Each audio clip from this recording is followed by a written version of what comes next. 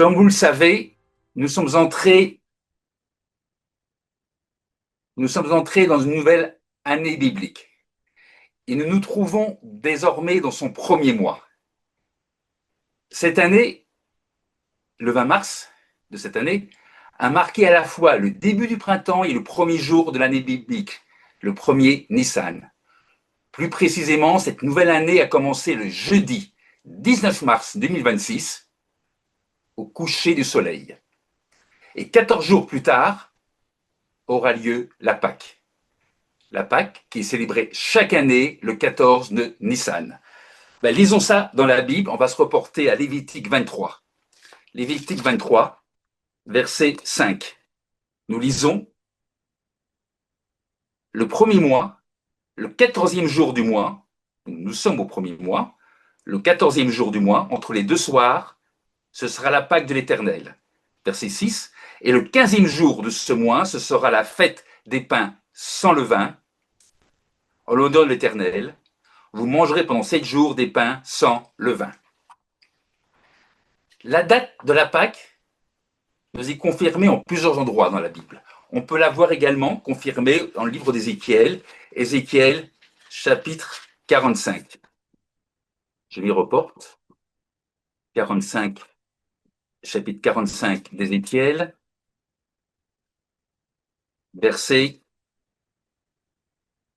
21, nous lisons: le 14e jour du premier mois, vous aurez la Pâque.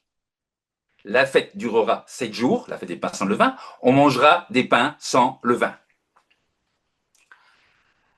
On va commencer cette étude, ce sermon aujourd'hui, par parler du calendrier biblique.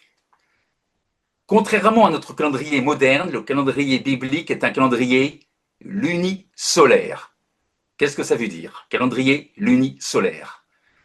Cela signifie qu'il ne se base pas uniquement sur le soleil, mais qu'il tient compte à la fois de la lune et du soleil. Pourquoi? La lune marque le rythme des mois, et le soleil garantit que les saisons restent à leur place. Comment fonctionne ce calendrier? C'est simple, il fonctionne avec deux repères, comme son nom l'indique. Il fonctionne avec la lune et il fonctionne avec le soleil. Le premier repère, c'est donc la lune. Le deuxième repère, c'est le soleil. La lune, on l'utilise pour les mois. Les mois bibliques sont des mois lunaires. Et chaque mois, ça vous le savez aussi, vous devez le savoir, commence avec l'apparition de la nouvelle lune. Le mois biblique s'étend d'une nouvelle lune à la suivante. Et un mois biblique dure environ 29 jours et quelques heures. Bon, on va arrondir à 29 jours. Donc, si le mois biblique, le mois lunaire, dure 29 jours, cela signifie qu'il est plus court que le mois solaire. Le calendrier lunisolaire prend un deuxième repère. Il va prendre le soleil. Et le soleil, on va l'utiliser pour les saisons. Le soleil permet de garder les fêtes au bon moment de l'année. Puisque le mois lunaire est plus court que le mois solaire, le mois lunaire est plus court que les mois de notre calendrier, il y a donc un décalage d'environ, à la fin de l'année, il y a un décalage d'environ 11 jours entre l'année lunaire et l'année solaire. Et si aucun ajustement n'était effectué, les fêtes bibliques finiraient par se déplacer progressivement à travers les saisons. Problème? Les Écritures montrent clairement que la Pâque doit être célébrée au printemps, et plus précisément au mois des épis. Exode 13, verset 4. La Pâque doit rester au printemps. Elle ne peut pas, elle ne doit jamais glisser vers l'hiver. Et que pour que les fêtes restent dans la bonne saison, il est donc nécessaire d'adapter le calendrier lunaire au cycle solaire. Comment fait-on? Cet ajustement se fait en ajoutant un mois lunaire supplémentaire certaines années. Et ce mois intercalaire, ce mois qu'on rajoute, on l'appelle Adar 2. Il y a le premier mois d'Adar, on en rajoute un deuxième mois, et on l'appelle Adar 2. Et ça se fait dans le calendrier juif traditionnel. Et ce mois est rajouté environ tous les 2 à 3 ans. Et l'ajout de ce 13e mois permet de réaligner l'année biblique avec l'année solaire et de maintenir les fêtes dans la saison voulue. Cette année, on est pour les Juifs, on est en l'année 5786, oui, c'est ça. Pour les Juifs, donc cette année, 5786 pour les Juifs, c'est une année 2026 pour nous, c'est une année normale. C'est une année normale de 12 mois. Aucun mois supplémentaire sera rajouté au calendrier biblique. Par contre, l'année prochaine, 5787, pour le calendrier hébraïque, ce sera une année embolismique. Embolismique, c'est-à-dire que c'est une année où on rajoute un 13e mois. Et 5787, ce sera une année avec 13 mois. Et ce sera 5787, ce sera la 78e année, ce sera l'anniversaire, la 78e année de l'État d'Israël. Et pour ceux qui connaissent les prophéties bibliques, qui connaissent la numérologie, vous savez que 80 est un chiffre important. Et 80 est pour beaucoup de juifs, en tout cas orthodoxes, c'est l'année où ils souhaiteraient rétablir le sacrifice au temple. Cette année, quoi qu'il en soit, cette année est une année normale de 12 mois. On a parlé, je voulais vous en parler, on en a parlé, on a parlé du calendrier biblique. Maintenant, parlons de la Pâque.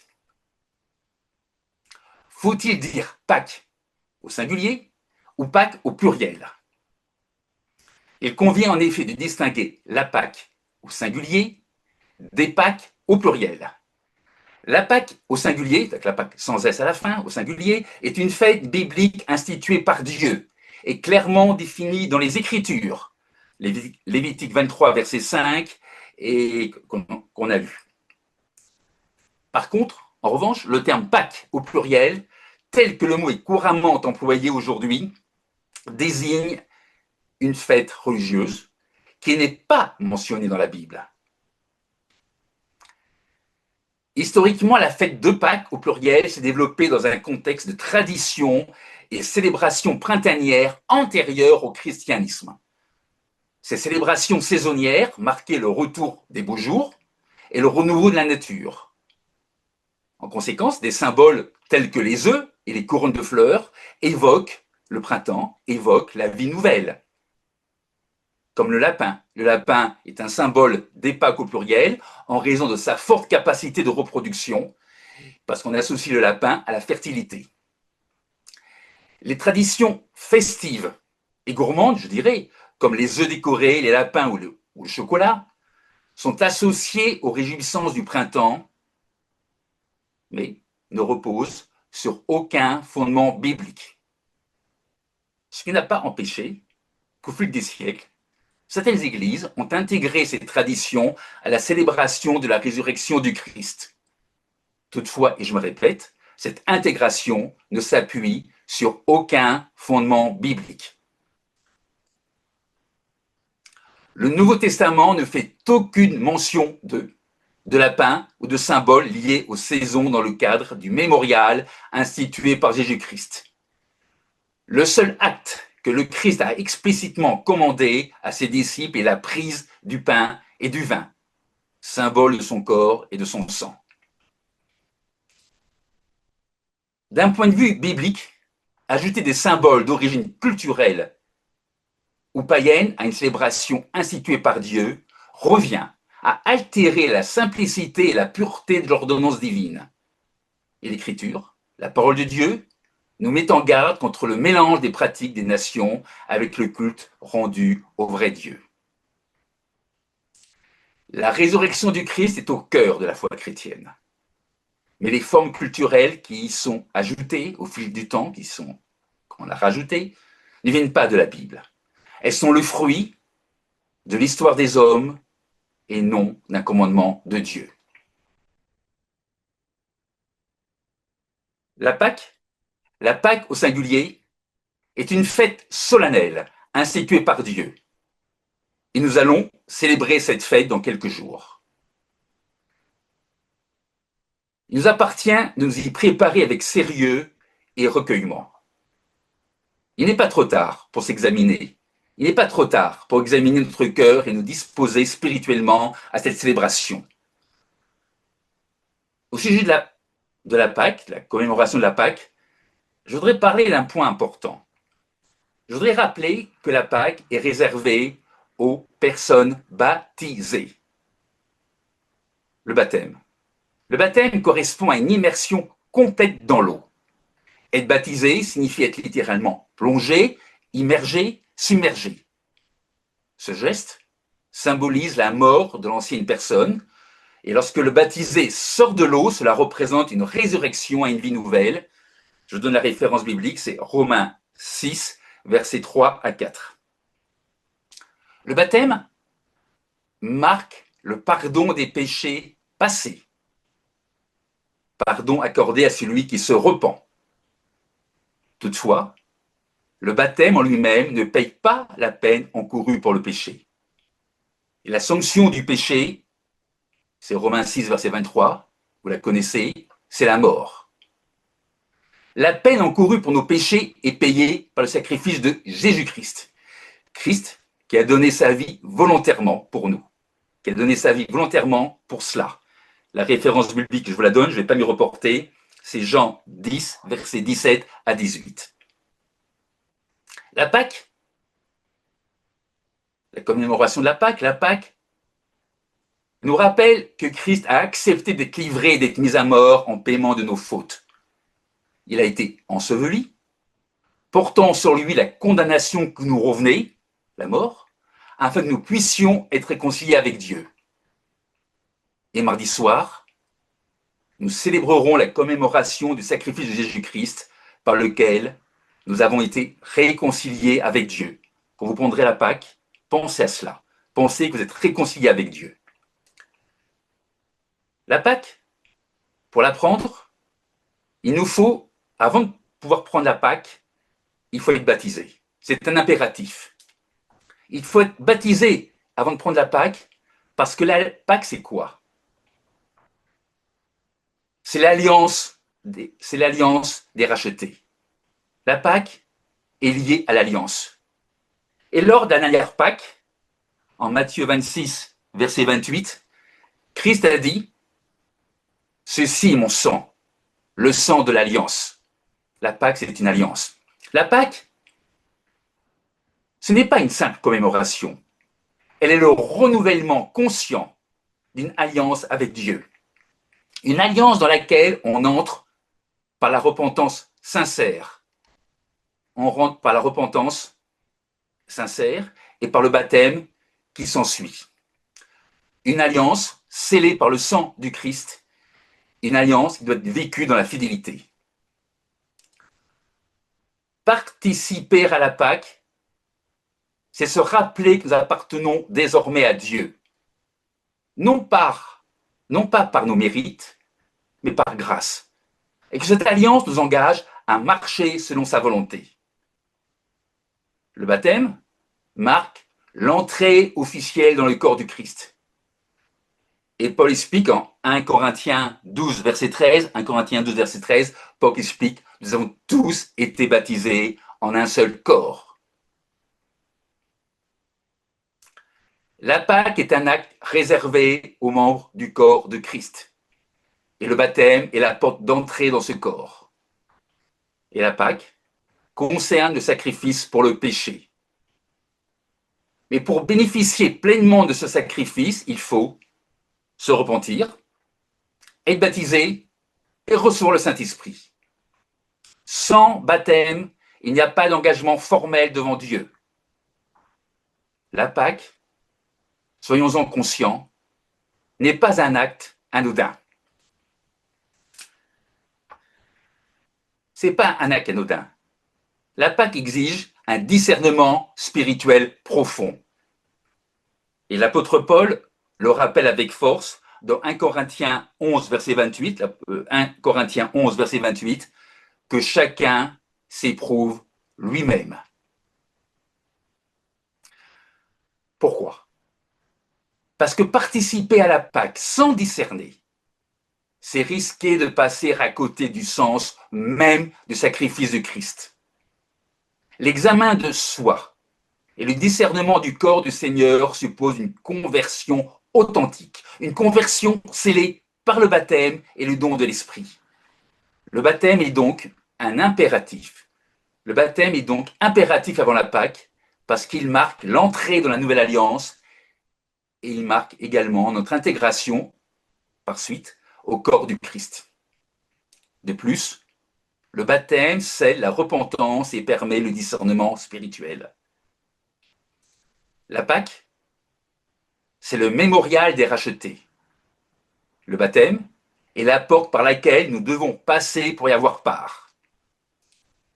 La Pâque est le mémorial des rachetés. Le baptême en est la porte d'entrée indispensable.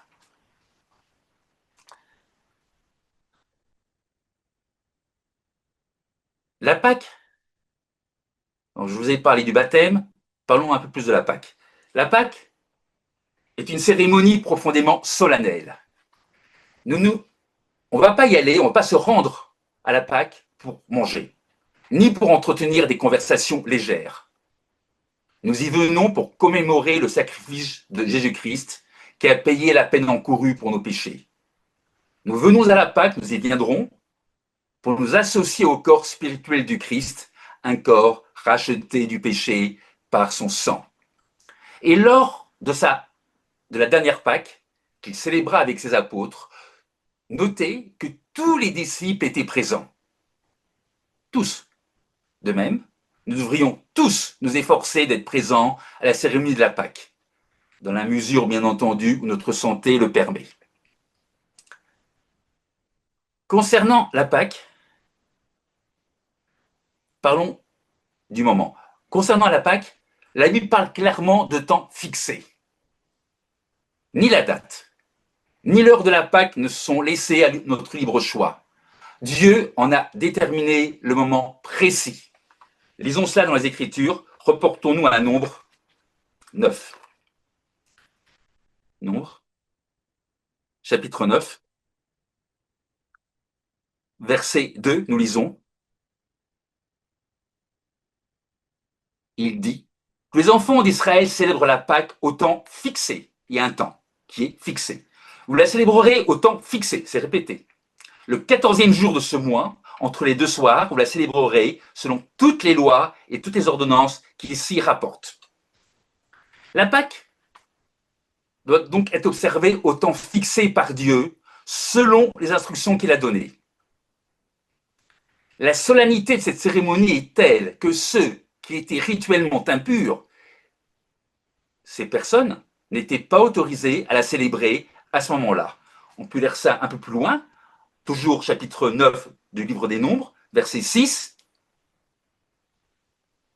Il y eut des hommes qui, se trouvant impurs à cause d'un mort, ne pouvaient pas célébrer la Pâque ce jour-là. Ils se présentèrent le même jour devant Moïse et Aaron. Donc, vous lirez la suite après. Mais la Pâque, c'est réservé vraiment aux personnes qui se sont préparées. L'Écriture, la parole de Dieu, mentionne une mise en garde sérieuse pour celui ou pour celle, pour ceux qui étaient purs et non empêchés. Qui étaient purs, donc non empêchés d'aller à la Pâque, et qui négligeaient d'observer la Pâque. On peut lire ça encore quelques versets plus loin, verset 13, toujours chapitre 9 du livre des Nombres, Nombre 9, chapitre 13, nous lisons « Si celui qui est pur et qui n'est pas en voyage s'abstient de célébrer la Pâque, celui-là sera retranché de son peuple parce qu'il n'a pas présenté l'offrande de l'Éternel au temps fixé. » Voyez encore une fois, on reprend le terme au temps fixé. Cet homme-là portera la peine de son péché. Ce que nous venons de lire, ces paroles soulignent le caractère impératif et solennel de cette fête. La Pâque, ce n'est pas une option. La Pâque, c'est une convocation divine au temps fixé par Dieu. On a parlé du temps, on a parlé du moment fixé, on a parlé de l'importance d'aller à la Pâque. Qu'est-ce que la Pâque véritablement? Voyons maintenant ce qu'est véritablement la Pâque. La Pâque est une commémoration. Une commémoration est une cérémonie destinée à rappeler le souvenir d'une personne ou d'un événement. À rappeler le souvenir d'un événement ou d'une personne. La Pâque, c'est les deux à la fois. Elle est une cérémonie en souvenir d'une personne. Cette personne, c'est Christ, Dieu manifesté en chair qui a donné sa vie pour nos péchés. La Pâque est également une cérémonie en mémoire d'un événement précis, le sacrifice, la crucifixion de Christ et la mort qui s'en est suivie, mort par laquelle il a payé la peine encourue pour nos péchés. La Pâque est ainsi l'anniversaire annuel de la mort du Christ pour nous. C'est un mémorial.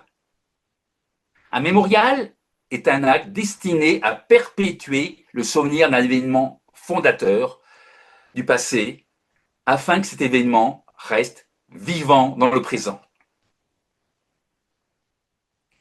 Dans la Bible, la mémoire occupe une place essentielle.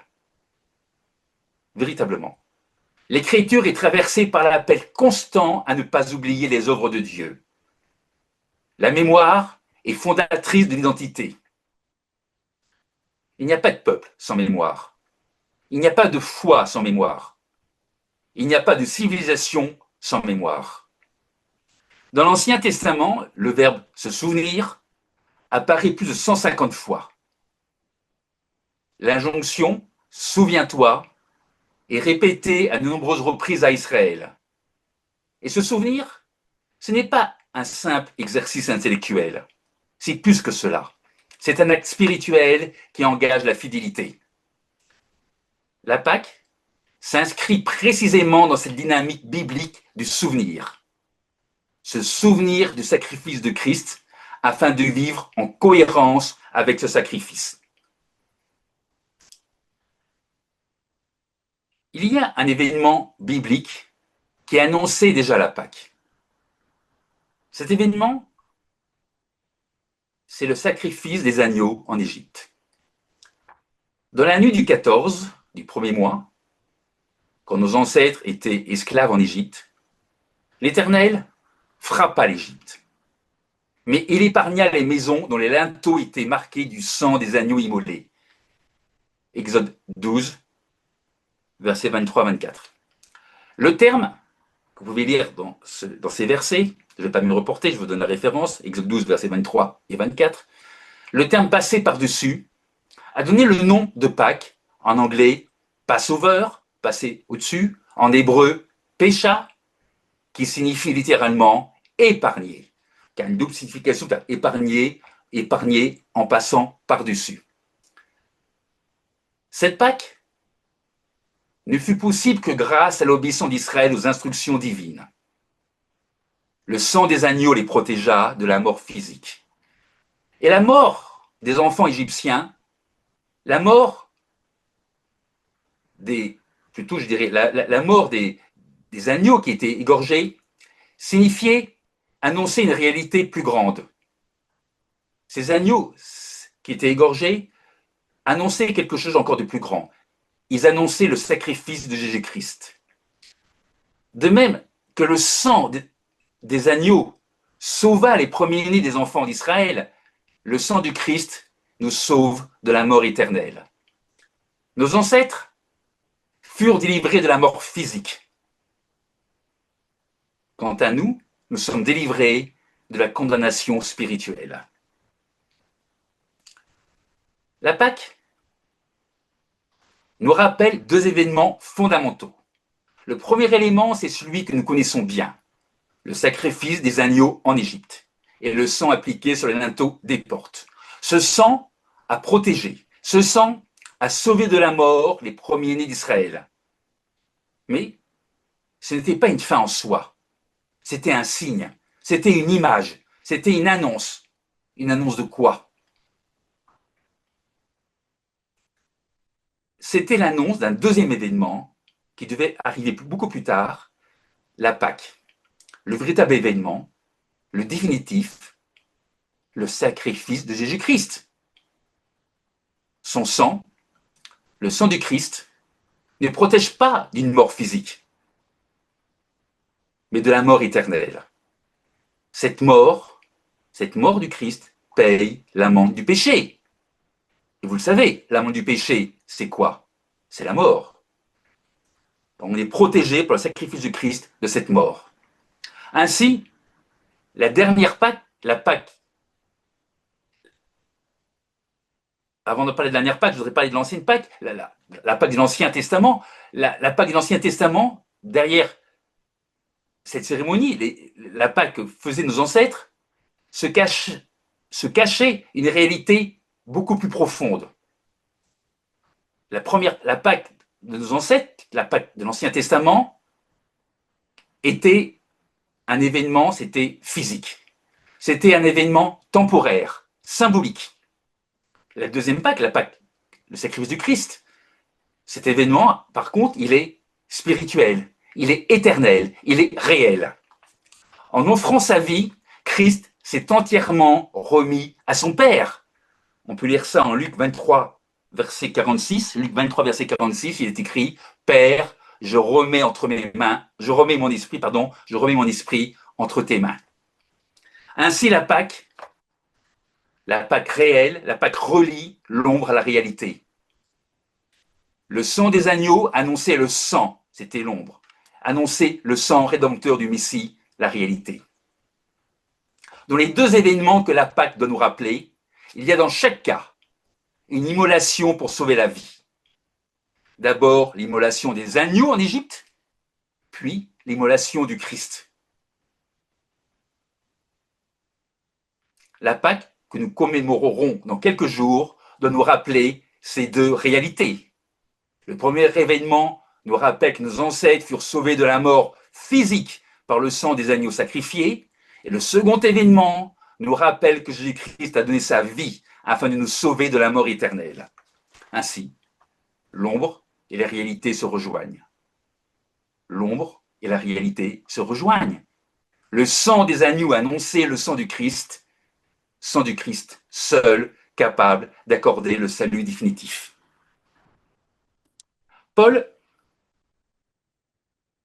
L'apôtre Paul, explique que notre Pâque, explique que Christ, qui est notre Pâque, a été immolé pour nous. Lisons ça dans la Bible, 1 Corinthiens. 1 Corinthiens, chapitre 5. 1 Corinthiens, chapitre 5, verset 7, nous lisons « Faites disparaître le vieux levain afin que vous soyez une pâte nouvelle, puisque vous êtes sans levain, car Christ, notre Pâque, a été immolé. » La Pâque montre notre impuissance à nous prémunir nous-mêmes de la mort qui est la conséquence du péché. Dieu a pris l'initiative d'offrir l'agneau de Dieu, c'est-à-dire son Fils, qui vint pour effacer les péchés du monde. Jean, livre de Jean, Jean 1, verset 29. Jean 1, verset 29, nous lisons. Le lendemain, il vit Jésus venant à lui et il dit, « Voici l'agneau de Dieu qui ôte le péché du monde. » Les deux événements, les agneaux sacrifiés en Égypte et la mort du Christ, nous montrent que ce n'est que par le sang que nous pouvons être sauvés. Reportons-nous au premier livre de Pierre, 1 Pierre. 1 Pierre 1, verset 18. Nous lisons 1 Pierre, chapitre 1, premier livre de Pierre, chapitre 1, à partir du verset 18, nous pouvons lire « Vous savez que ce n'est pas par des choses périssables, par de l'argent ou de l'or, que vous avez été rachetés de la vaine manière de vivre que vous avez hérité de vos pères, mais par le sang précieux de Christ, la Pâque, comme un agneau sans défaut et sans tache, prédestiné avant la fondation du monde, il fut manifesté à la fin des temps à cause de vous. » Nos ancêtres furent sauvés par le sang d'agneau.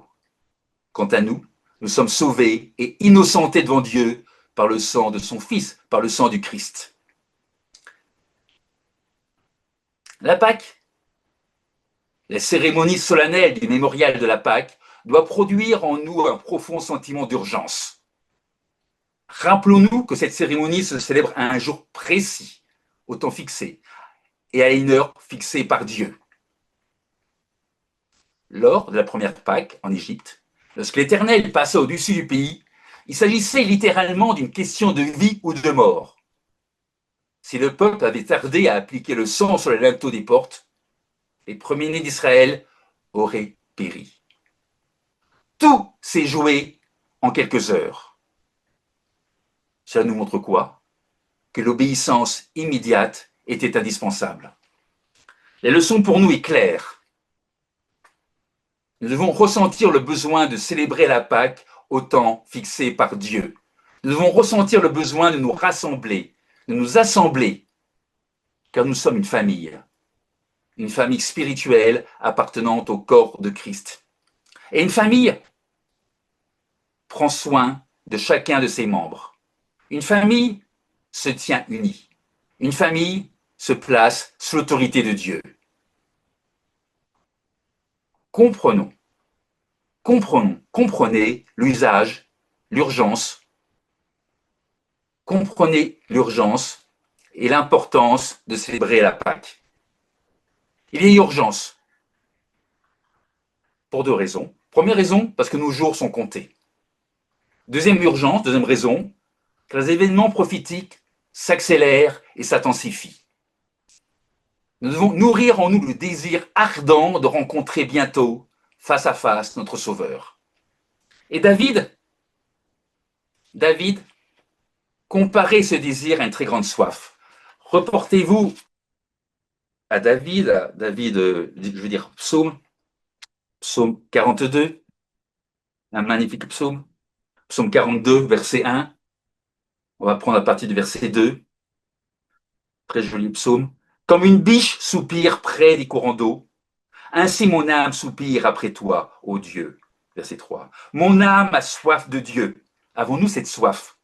Mon âme a soif de toi, mon âme a soif de Dieu, du Dieu vivant. Quand irai-je et paraîtrai-je devant la face de Dieu? Quand irai-je et paraîtrai-je devant la face de Dieu? Est-ce que nous ressentons réellement ce désir? Avons-nous en nous cette aspiration profonde à vivre une relation vivante et sincère avec Dieu le Père et avec notre Sauveur Jésus-Christ? Le temps est court. Le retour du Christ approche. Nous devons nous y préparer, nous devons l'anticiper et en nourrir le désir. Nos ancêtres, israélites, avaient ardemment désiré sortir d'Égypte. Ils partirent la main levée. Ils partirent remplis d'enthousiasme. Mais cet enthousiasme fut de courte durée. Devant la mer Rouge, cernés par les montagnes et voyant approcher l'armée de Pharaon, ils furent saisis de peur et de découragement. Et chose terrible, ils regrettèrent l'Égypte. Et le découragement est l'un des plus grands dangers qui nous guettent. Ne suivons pas leur exemple. Restons unis, restons solidaires, fermes dans la foi. Restons profondément attachés au corps du Christ. Le corps du Christ, puisque j'en parle, le corps du Christ, ce n'est pas simplement une structure administrative. Le corps de Christ rassemble tous ceux et toutes celles qui désirent sincèrement faire la volonté de Dieu et de son Fils. C'est ça le corps du Christ. Ce lien ne repose pas sur des formes extérieures, mais sur la puissance de l'Esprit Saint, la force agissante de Dieu en nous. Lorsque nous avons le cœur à obéir à Dieu, lorsque notre désir est sincère, alors nous pouvons avancer avec confiance, nous pouvons avancer avec soin, car Dieu prend soin des siens. Il ne nous laisse pas seuls. Il ne nous laissera jamais seuls. Il nous soutient, il nous guide, il nous donne la force de son esprit pour aller de l'avant jour après jour. La Pâque, que nous célébrerons mardi soir, nous appelle à sortir du monde pour approfondir notre relation avec Christ. La Pâque, c'est plus qu'un mémorial. La Pâque anticipe une alliance de paix que nous contracterons avec Christ à son retour. On peut lire ça dans la Bible. Ézéchiel. Ézéchiel 34. Ézéchiel 34, verset. Ézéchiel 34, verset 23. Nous lisons: J'établirai sur elle un seul berger, qui les fera paître. Mon serviteur David, il les fera paître, il sera leur berger. Dans d'autres versions, on parle de pasteur, ça revient au même. Et vient prochainement le jour où l'Église, le corps spirituel du Christ, sera uni et placé sous la direction du Christ. Continuons notre lecture. Verset 24. Moi l'Éternel, je serai leur Dieu, et mon serviteur David sera prince au milieu d'elle. Moi l'Éternel, j'ai parlé. Je traiterai avec elle une alliance de paix. Oui, le mot alliance revient toujours. Et je ferai disparaître du pays les animaux sauvages. Elles habiteront en sécurité dans le désert et domineront au milieu des forêts. Allons un peu plus loin. Ézéchiel, tournons la page, tournons deux pages. Ézéchiel 37, verset 26. Ézéchiel 37, verset 26, nous lisons: Je traiterai avec eux une alliance de paix. Tiens, on reparle encore d'alliance, alliance de paix. Il y aura une alliance éternelle avec eux. Et je les établirai, je les multiplierai, et je placerai mon sanctuaire au milieu d'eux pour toujours.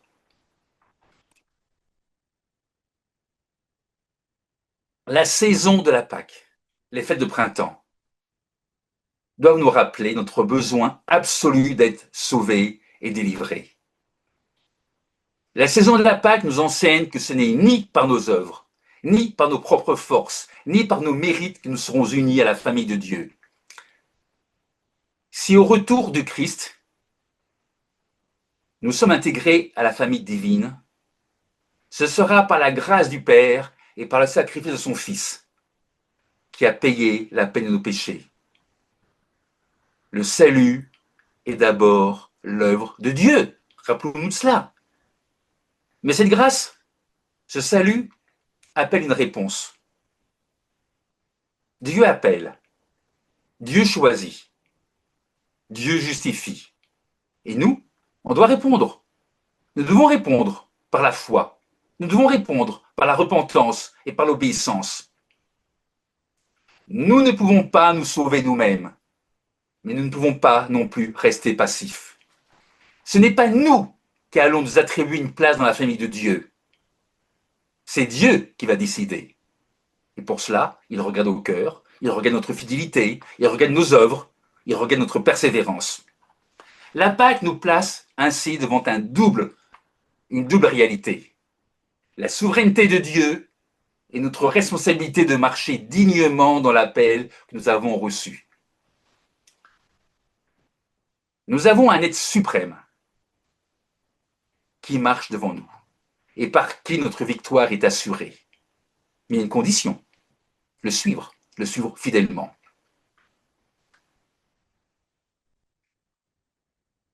Nous n'avons pas à nous inquiéter de notre avenir lorsque nous plaçons notre confiance en Dieu. Non, on n'a pas à s'inquiéter. Aucun effort humain, aussi sincère soit-il, ne peut nous garantir le salut. Seul Dieu sauve.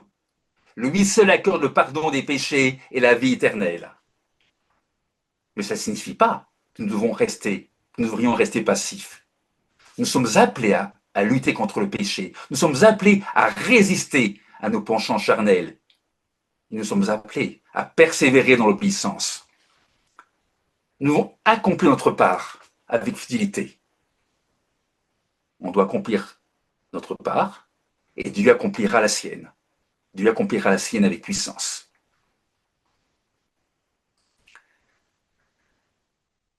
Élie, si je parle d'Élie, c'est le premier livre des rois. Alors, Élie, un roi, Premier des rois, allons au verset 17. Élie le prophète, Élie fit sa part et Dieu fit la sienne. On peut lire ça dans la Bible. Verset 8. Alors la parole de l'Éternel lui fut adressée en ces mots. Verset 9. Dieu lui dit, lève-toi, va à Sarepta qui appartient à Sidon et demeure là. Voici, j'ai ordonné à une femme veuve de te nourrir. Dieu n'a jamais abandonné Élie. Là, dans ce verset que nous venons de lire, il lui dit de se lever. Ça veut dire quoi? Ça veut dire qu'il lui demande de faire sa part. Dieu n'abandonna pas non plus la femme qui vint en aide à Élie. Vous pourrez lire la suite de l'histoire, de toute façon vous la connaissez. Dire que Dieu ne nous abandonnera jamais ne veut pas dire que nous n'aurons pas d'épreuves. Dire, je me répète, sois bien clair, dire que Dieu ne nous abandonnera jamais ne veut pas dire que nous n'aurons jamais d'épreuves. La vie humaine pourrait se définir comme un test qui permet à Dieu de voir si ceux et celles que Dieu appelle son Église seront dignes un jour de faire partie de la famille divine. Nous sommes présentement testés, éprouvés. L'obéissance à Dieu ne doit pas être partielle, elle doit être totale. Nous devons suivre Christ et agir comme il a agi. Et comment Christ agissait? Christ s'en référait toujours à son Père. Nous devons faire de même. Voyons dans la Bible comment Dieu agissait. Comment on peut se référer à Jean 5. Jean 5, verset 19. Jean 5, verset 19, nous lisons. Jésus reprit donc la parole et leur dit, en vérité, je vous le dis, le Fils ne peut rien faire de lui-même, il ne fait que ce qu'il voit faire au Père. Et tout ce que le Père fait, le Fils aussi le fait pareillement. Se laisser conduire par Dieu est essentiel, pour quiconque se dit enfant de Dieu. On ne devient pas enfant de Dieu par une simple déclaration personnelle, ni parce qu'on se persuade soi-même de l'être. Ce qui atteste véritablement notre appartenance à Christ, c'est une vie dirigée non par les hommes, ni par nos propres impulsions, mais une vie dirigée par le Saint-Esprit de Dieu. Ce sont ceux qui sont conduits par l'Esprit de Dieu qui sont enfants de Dieu. Reportons-nous à Romains. Romains 8, verset 14. Nous lisons.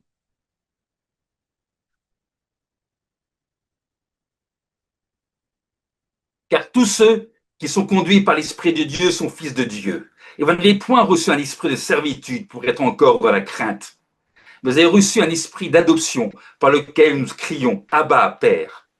L'Esprit lui-même rend témoignage à notre esprit que nous sommes enfants de Dieu. Mardi soir, à la Pâque, nous devrons nous rappeler que Christ est notre Sauveur, qu'il est notre Seigneur et qu'il conduit l'Église.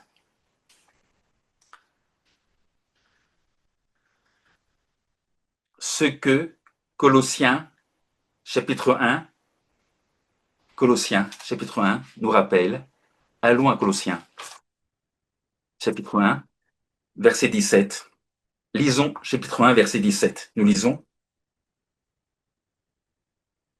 Il est avant toute chose, et toute chose subsiste en lui.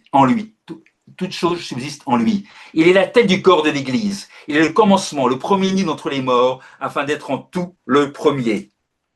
Et les versets suivants apportent une compréhension complémentaire à la cérémonie de la Pâque. Verset 19.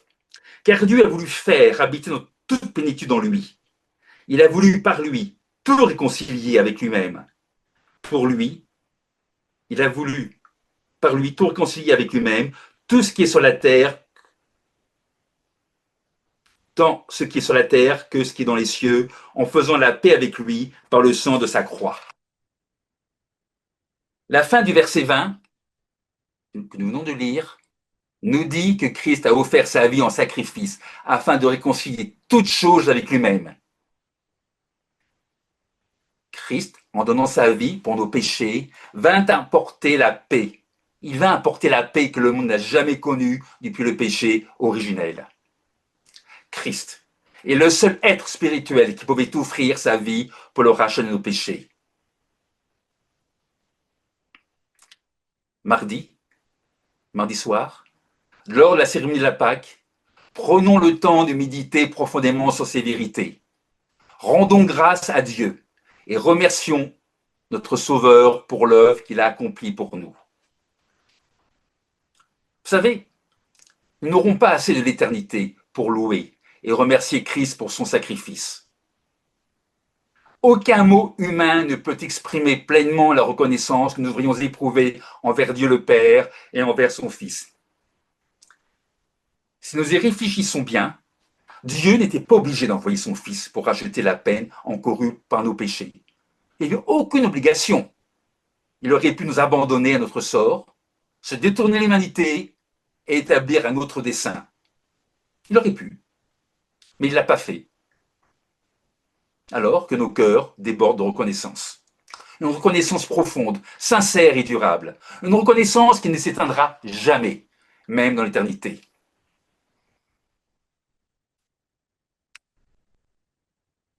La Pâque est une cérémonie solennelle. C'est pourquoi on ne s'y présente pas sans préparation ni réflexion préalable. Nous sommes appelés à nous examiner, à nous éprouver nous-mêmes, d'autant plus que l'Écriture nous rappelle que le cœur est tortueux par-dessus tout. Jérémie, chapitre 17, verset 9. Le cœur est tortueux par-dessus tout. Venir à la Pâque sans préparation spirituelle est dangereux. Cela comporte des risques réels. Et l'apôtre Paul nous met en garde. Il nous met en garde avec une gravité sûre, certaine. 1 Corinthiens 11. 1 Corinthiens 11, verset 28. Nous lisons. Que chacun donc s'éprouve soi-même, et qu'ainsi il mange du pain et boive de la coupe. Car celui qui mange et boit sans discerner le corps du Seigneur mange et boit un jugement contre lui-même.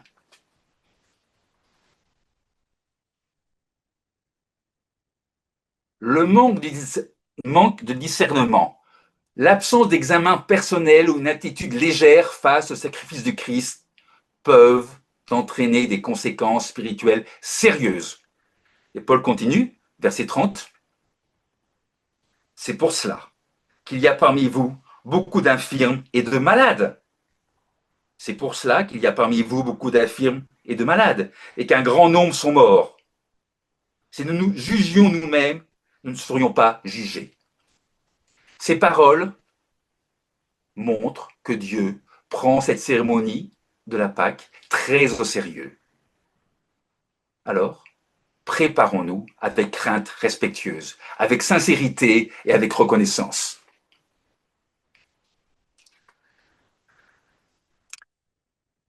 Les semaines, maintenant, c'est plus des semaines, c'est quelques jours. Les jours qui restent, les jours qui précèdent la Pâque, sont un temps privilégié pour faire le bilan spirituel de l'année écoulée et nous demander sincèrement si nous avons marché selon les enseignements de Dieu. Reportez-vous au livre de Jacques. Jacques, chapitre 1.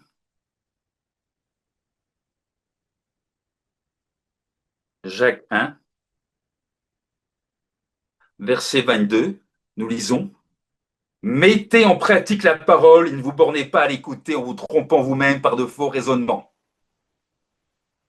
Car si quelqu'un écoute la parole, il ne la met pas en pratique, il est semblable à un homme qui regarde dans un miroir son visage naturel et qui, après s'être regardé, s'en va et oublie aussitôt comment il était.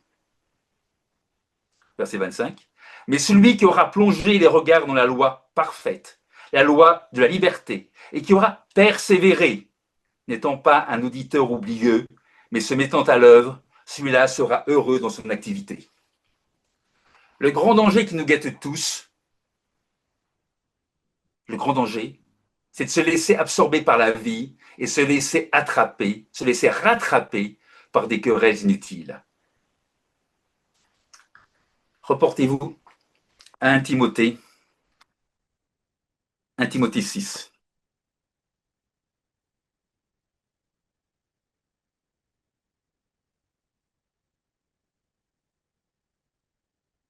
« 1 Timothée, chapitre 6, verset 20, nous lisons « Ô Timothée, garde le dépôt en évitant les discours vains et profanes et les disputes de la fausse science. » Dieu veut que nous comprenions pleinement le sens et les buts de la Pâque. Pour cela, souvenons-nous sans cesse du dessein qu'il a formé pour nous. Le plan de Dieu, son dessein, est de nous intégrer dans sa famille. Cette intégration de la famille divine constitue l'aboutissement ultime de la Pâque. La Pâque ne se limite pas au souvenir du sacrifice du Christ. Elle nous dirige vers notre destinée. Notre destinée, c'est de devenir enfant de Dieu, pleinement unis à lui dans son royaume. Ça, c'est notre destinée. Mais il y a quelqu'un qui n'est pas d'accord avec cela. Il y a un être spirituel qui souhaite nous voir échouer. Cet être, c'est Satan. Et pour atteindre son objectif, Satan utilise 3 moyens puissants. Vous les connaissez. La Bible les identifie clairement. Reportons-nous à 1 Jean. 1 Jean 2. 1 Jean 2. 1 Jean 2, verset 16.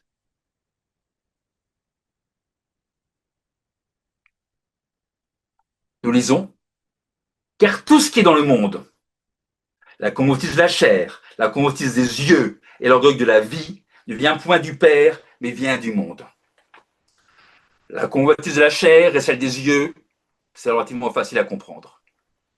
La convoitise de la chair et la convoitise des yeux nous attirent vers des désirs désordonnés et l'attachement aux choses visibles. L'orgueil, en revanche, c'est plus difficile, c'est plus subtil. L'orgueil, c'est sans doute l'un des dangers les plus redoutables, car il s'oppose directement à l'humilité que Dieu cherche en nous. Là où Dieu appelle à la dépendance et à la soumission, l'orgueil nous pousse à l'autosuffisance. Face à ces 3 outils destructeurs, il nous propose aussi 3 principes. Non pour nous perdre comme Satan le voudrait, mais Dieu nous propose 3 autres principes pour nous édifier. Lisons dans la Bible ces 3 principes, et pour cela, reportons-nous au prophète Michée. Michée,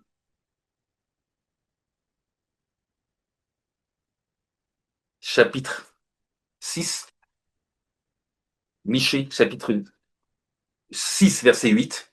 Nous lisons « On t'a fait connaître, ô homme, ce qui est bien, et ce que l'Éternel demande de toi. Que tu pratiques la justice, que tu aimes la miséricorde, et que tu marches humblement avec ton Dieu. » En miroir aux 3 instruments du mal, Dieu offre 3 fondements spirituels. Pratiquer la justice, aimer la miséricorde, marcher humblement avec Dieu. 3 qualités essentielles avec lesquelles nous terminerons cette étude de préparation à la cérémonie de la Pâque. 3 caractéristiques de la vraie religion. 3 attitudes qui nous préparent au royaume de Dieu. La justice, la miséricorde et l'humilité. Commençons par la justice. Que signifie ce mot? Que signifie agir avec justice?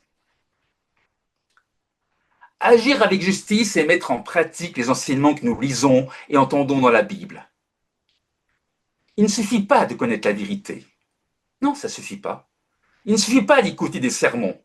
Non, ça ne suffit pas. Ça ne suffit pas également de lire la Bible. Il faut, en plus de tout cela, il faut pratiquer. Il faut vivre ce que nous apprenons. Jacques nous le rappelle avec force Jacques nous rappelle que de ne pas mettre la parole de Dieu en pratique, c'est se tromper soi-même. Celui qui écoute sans agir est comme un homme qui se regarde dans un miroir et oublie aussitôt ce qu'il a vu, nous l'avons lu. En revanche, celui qui met la parole en action trouve la bénédiction. Le verset 27 du premier chapitre de Jacques 1, Jacques 1 verset 27, nous donne une définition claire de la vraie religion. Reportons-nous à Jacques 1, chapitre 1, verset 27. 1, verset 27. Nous avons lu précédemment les versets 22 à 25. Maintenant, lisons le verset 27.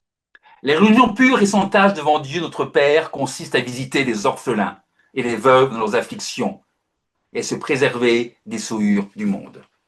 La vraie religion nous est donnée. La vraie religion, c'est visiter les orphelins et les veuves dans leurs afflictions et se préserver des souillures du monde. Le verset 27 que nous venons de lire résume deux dimensions essentielles de la vraie foi. La première dimension de la vraie foi, la première dimension d'une foi active et compatissante, c'est prendre soin des plus vulnérables. La deuxième dimension d'une vie séparée du péché consiste à ne pas se laisser modeler par les valeurs du monde. La vraie religion est donc à la fois engagement envers les autres et fidélité envers Dieu. La vraie religion est action. Elle consiste à manifester concrètement l'amour et la compassion, notamment envers ceux qui ne peuvent rien nous rendre en retour.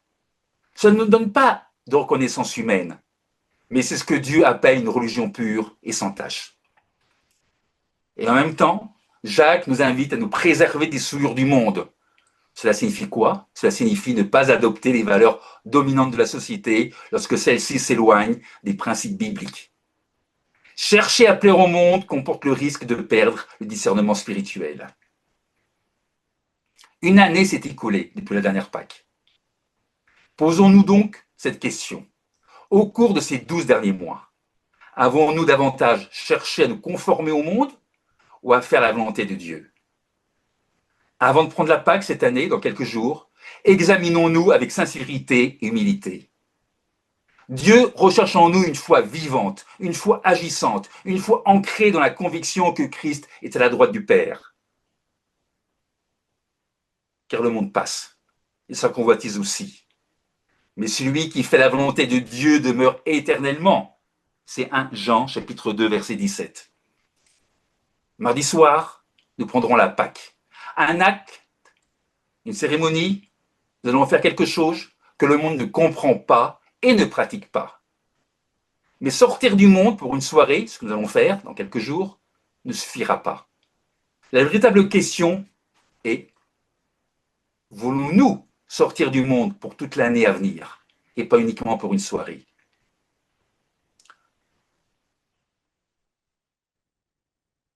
On a vu ce qu'est la justice. Voyons maintenant ce qu'est la miséricorde et surtout ce que signifie aimer la miséricorde. La miséricorde, c'est quoi? La miséricorde,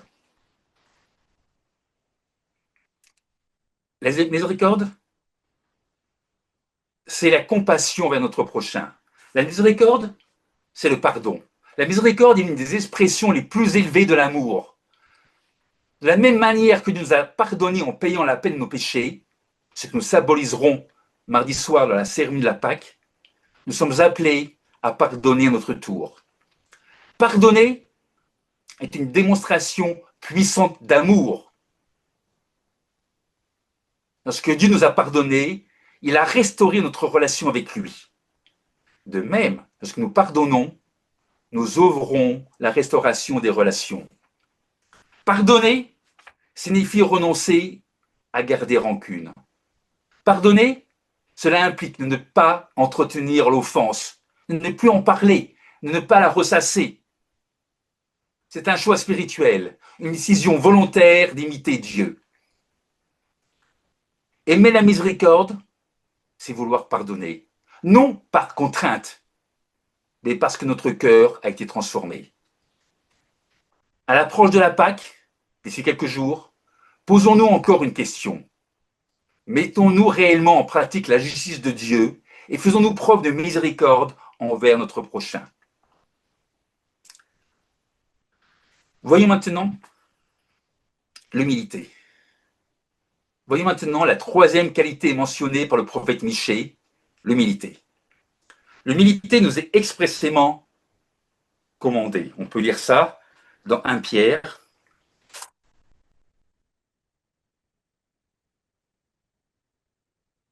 1 Pierre, chapitre 5.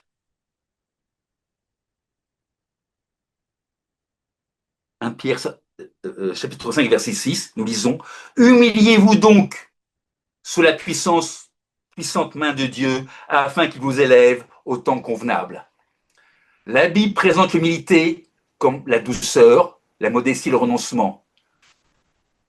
Le renoncement à quoi? À soi. C'est ça l'humilité, c'est la douceur, c'est renoncer à soi.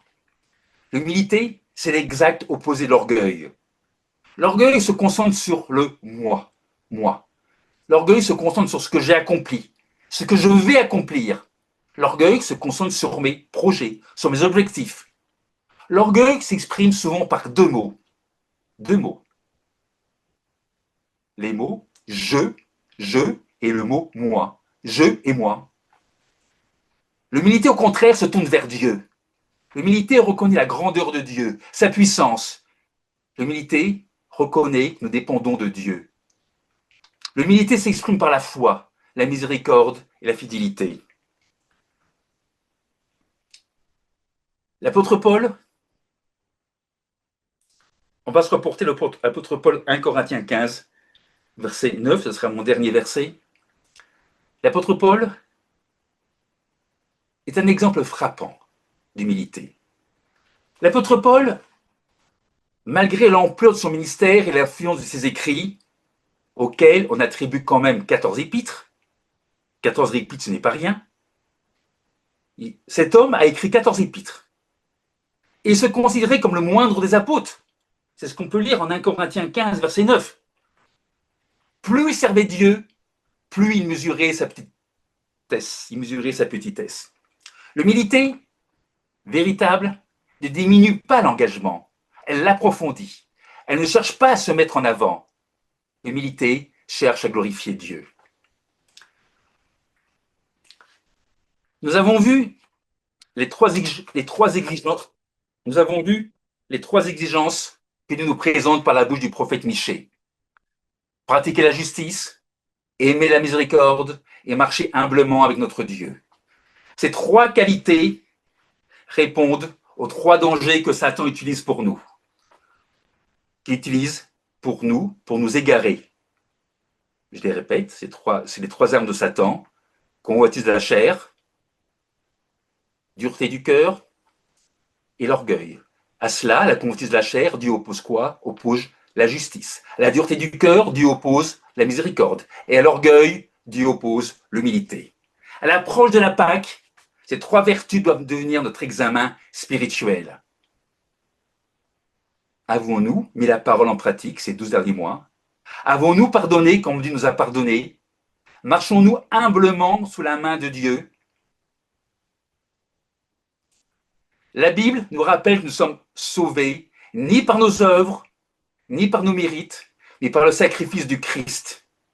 Pourtant, ce sacrifice nous appelle à une transformation réelle. Ce sacrifice nous appelle à pratiquer la justice, à aimer la miséricorde et à marcher humblement avec Dieu. Voilà le chemin de ceux et celles qui se préparent au royaume.